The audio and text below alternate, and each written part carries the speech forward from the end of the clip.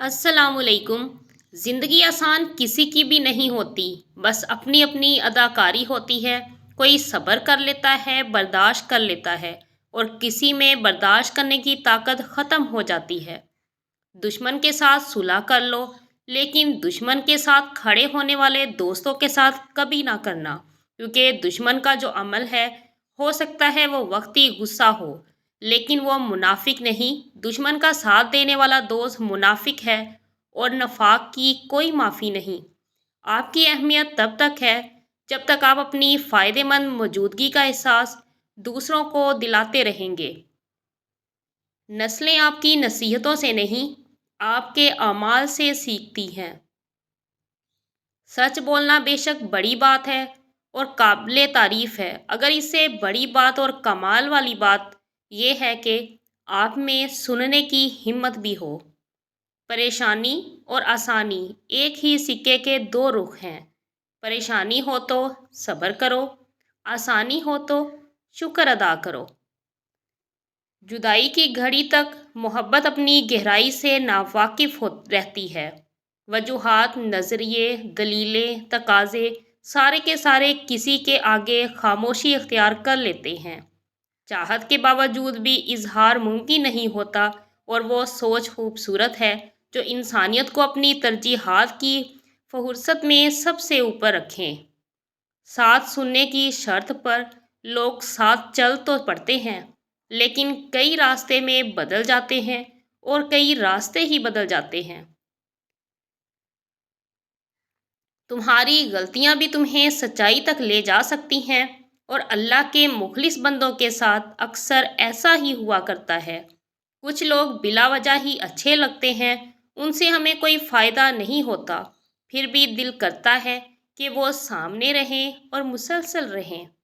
حد کی بھی ایک حد ہوتی ہے، اس لیے اس سے آگے نہ بڑھا کریں، کیونکہ بے حد ہو جانا بعض مرتبہ جان کے لیے مصیبت بن جاتا ہے۔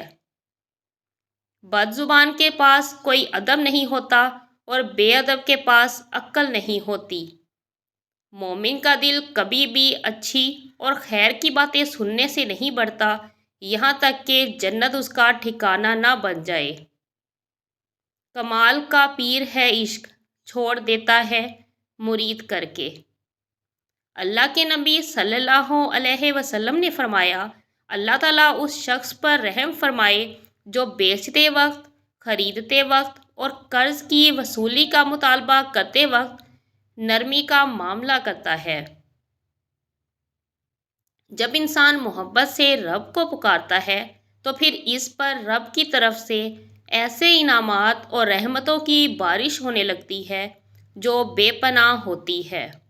اسلامی زندگی کی جڑ شریعت ہے، جب جڑ ہی نہیں، برگ و بہار کہاں سے آئے گی؟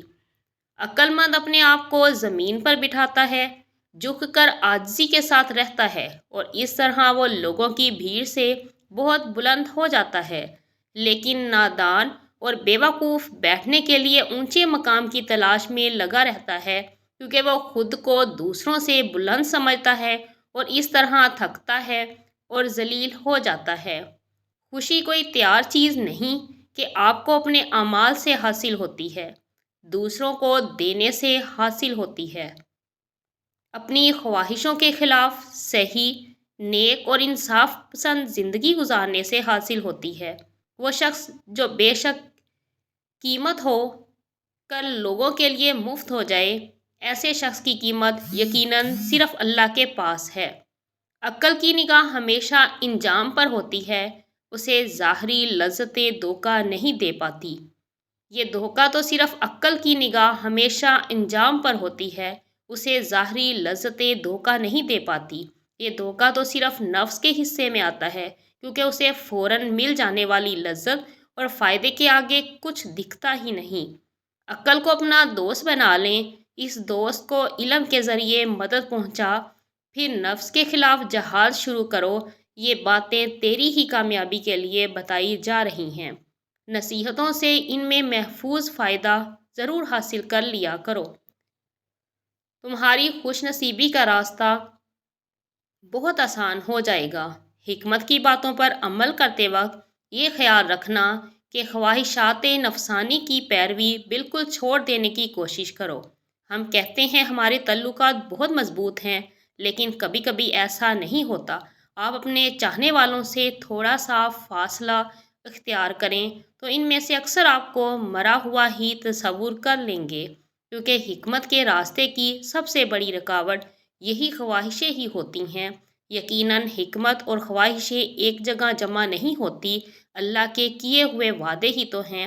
ایک سچے پکے مومن کے لیے دلاسا ہے، ایک دوست اور بہترین دھمکی کسی بھی برے وقت میں جو آپ کو ہارنے نہیں دیتی۔ راستے کی بجائے دلوں سے تکلیف دہ چیزوں کو ہٹانا سیکھو۔ جذبات پاؤں سے زیادہ اہم ہوتے ہیں۔ اپنا اور دوسروں کا خیال رکھیں، خوش رہیں، خوشیاں بانٹیں۔ اللہ حافظ۔